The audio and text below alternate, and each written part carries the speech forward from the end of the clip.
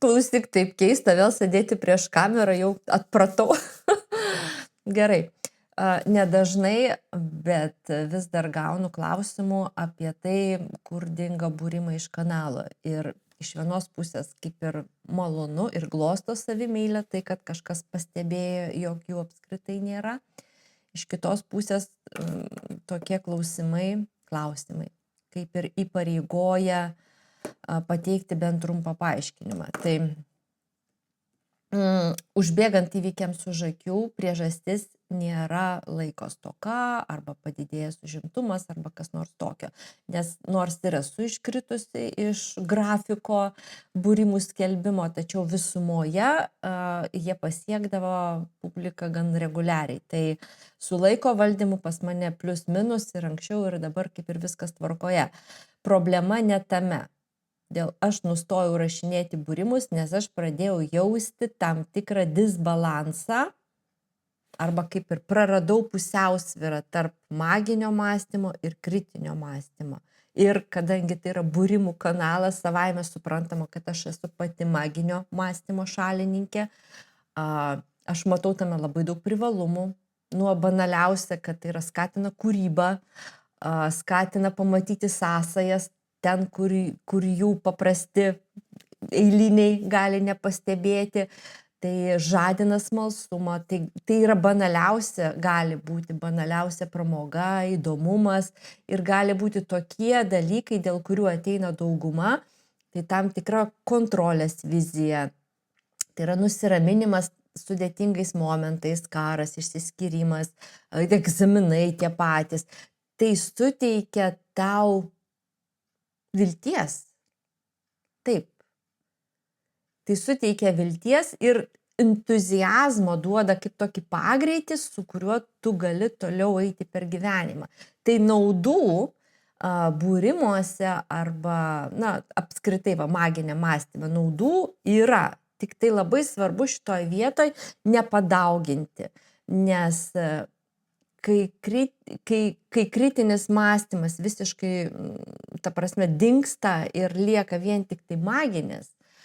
Tarp kitko, stebuklingos tabletės sąvoka, esate ją tikrai girdėję. Esmė ne tame, kad žmonės ieško kokių nors stebuklingų receptų, kurie be pastangų ypatingų arba nieko nedarant pakeistų gyvenimą. Ne tame esmė, nes logiška. Mes žmonės yra tinginiai, progresas yra kilęs iš tinginystės, taip grubiai tariant.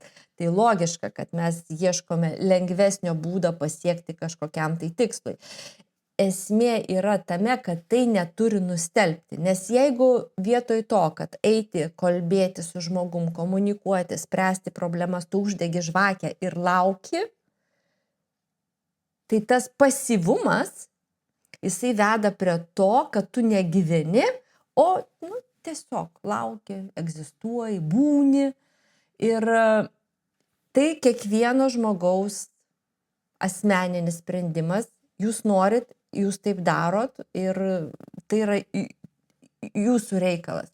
Bet aš asmeniškai nenoriu prisidėti prie to žmonių pasyvumo. Ir kol aš matydavau savo veikloje daugiau teigiamų pusių, kol aš matydavau tą energiją, kurią aš duodu žmonėm ir kurie imdami ją, verčia kalnus, tai kol nustelbė, tol kaip ir buvo viskas gerai, aš jaučiau, kad aš prisidedu prie gero.